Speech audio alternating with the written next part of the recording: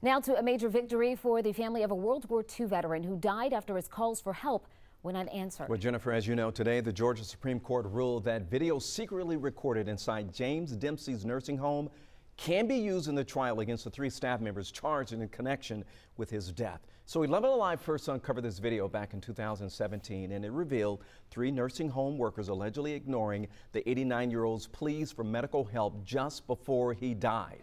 In response to our reporting, all of them were arrested and indicted that same year, 2017. Since then, their attorneys have tried to stop the video from being used in a future trial, arguing that it was illegally recorded because it happened in a place where their clients had an expectation of privacy.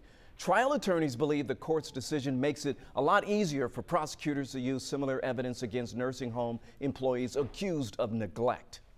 And so going forward, I think it allows family members who have those genuine concerns about the safety of their loved ones to be able to put those devices in their room. And if it does reveal abuse or neglect, it allows prosecutors to be able to use those videos in prosecution. Now, we should point out that we reached out to the attorneys for the former nursing home employees, but we did not hear back. All of them have denied any wrongdoing in the past. 11 Alive's Reveal investigators have been covering this case for years, updating us along the way, every single step of this investigation. And you're going to find his previous coverage on our website at 11alive.com and just click on the Reveal section.